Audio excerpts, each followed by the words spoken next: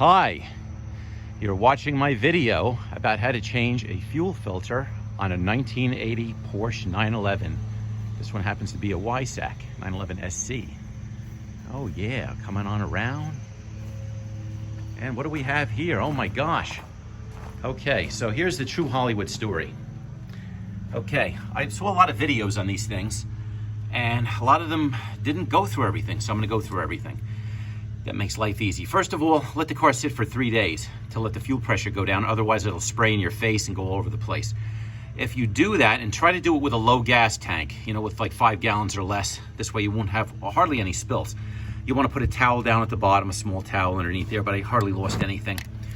You also wanna have like a little bucket or something to throw the filter in, because once it comes off, it'll be leaking all kinds of stuff. Okay. Now, when I looked at this first, I'm like, oh my gosh, I got a clamp here, a place here to grip, a place here to grip, place here to grip. What you're doing now is you're gonna put a box wrench. I believe you're gonna be using 17 and 19 millimeter pretty much, except for this lower part, which we'll talk about later. Put a box wrench on here, put a line wrench on here. Looking at it from the top, you're gonna turn this counterclockwise to loosen, okay? That's the story with that. Then you're gonna go to the bottom. You're gonna do the same thing, except that the lower one gets the line wrench. The middle one gets the box wrench. And if you're looking at it from the bottom, if you could pretend you're looking at it from the bottom, you do counterclockwise on that one. Okay, now you have it disconnected. You get a don't get to use a screwdriver on this. Get a screwdriver that has the head on it, the Allen head, or the head, the bolt head that turns the bolt on here, because you'll have trouble if you try to use the regular screwdriver. It'll keep sliding off on you, especially during installation. It's a pain to get this hooked on, by the way, which we'll go over in a minute. All right, once you have this unit out, you get the new filter, you get a wrench on here, get a wrench on here, take this piece off, put a new gasket in, and put this part onto the new filter, as well as the one on the bottom. I reused my aluminum gaskets, but okay, the filters typically come with gaskets. You could use those. Then at that point, you put this on very loose, this piece, and then you go back in and thread everything back on the way it goes. At that point, you'll try to hook on the clamp, and the clamp. Let me give you a quick description of the clamp right over here. Okay, so this will be the wall of the car. There's 2 grooves here and here.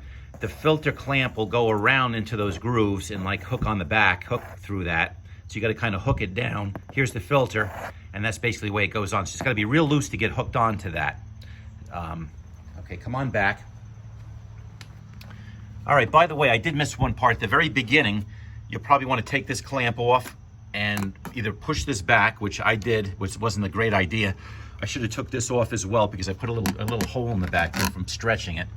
But I don't know how big a deal it's gonna be, but I'll figure out a way. Maybe I'll just patch it. But anyway, that's the story with that part, to give you some room to work. Okay, now there is one more point to it. After you put this back and you tighten these things, sometimes, before you lock the clamp down, sometimes this will get loose, but in my case, it got loose on the bottom. The connection from here to here got loose.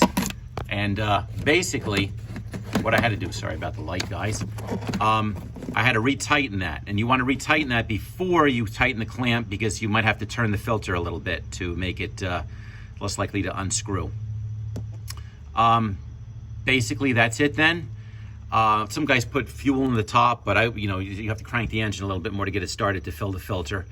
I always put a date on my filter, and that's basically it. And it went in fine, and it was a little bit of grief getting the hook on the thing on the back, but just take your time and you'll get it done.